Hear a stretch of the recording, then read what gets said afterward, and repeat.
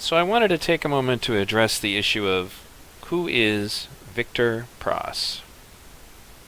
Some time ago, shortly after the debate between Peter Joseph and Stefan Molyneux, Victor Pross had made a video called Peter Joseph's Tacit Love Affair with the State. I had taken issue with this and kind of confronted Victor on the issue, and this eventually led to people asking that he be added to Fans of V-Radio. There, I asked him a series of very pointed questions about this, because the idea that Peter Joseph was a statist just because he at some point advocated a transition out of the state in a different video did not make a lot of sense to me. And I confronted him and I asked him, okay, so are you suggesting that there's some kind of anarcho-capitalist transition plan that does not involve a transition out of the state? And I asked him these questions over and over again while he was active on the Fans of V-Radio forum. And it's important that I point out that the main reason I engaged with this person in the first place was to address this issue. And frequently, while he was on the forum, he would engage in a lot of passive-aggressive, typical trolling, and he generally would try to avoid any hard questions. I had to re-ask him these questions 4 or 5 times, and he would even click like on the post to acknowledge that he had read them. And he actually offered that eventually he would make a video answering these questions. This video never surfaced.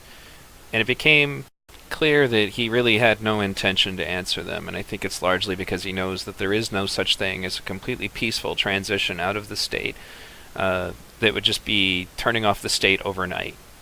He recognizes that this is not possible, and he didn't really want to confront this issue. Now, since then, for some reason, he has changed the story to say that he left the Fans of V-Radio group, and that he just decided it wasn't worth his time anymore. Well, here's the problem. As you can see here, earlier on, he had said that he had every intention of answering my fine and challenging questions, as you can see at the top portion of the screenshot. And then later on, once this whole issue of his plagiarism came out and all that, suddenly it was no. He left the forum because we weren't good enough for him, or it was a waste of his time, or whatever. His story changed a lot. That's not the only lie that he never really answered for. Another one that he brought out recently was to suggest that every single member of the Zeitgeist movement he had ever argued with denied that the resource-based economy model was collectivist in nature, or denied it to the bitter end, or whatever other crazy language he wanted to use. The problem is that even once again, back on Fans of V-Radio, we did have a conversation about objectivism that he does not mention, and it's because it's something else that he avoided answering before he was removed. I asked him several times, okay, well, what's wrong with voluntary collectivism? What's wrong with people voluntarily deciding to get together and work together on a given issue? And he just continually avoided that question. I had to ask him dozens of times, and I know he read it, but he just kind of would move on past it. And in typical internet troll fashion, it's easier just to try to keep posting other stuff, hoping nobody notices you missed a question that you can't answer. Another strange issue that came up recently is I was looking around and I went back and watched some of his videos that he's made in retort to the issues going on between he and I.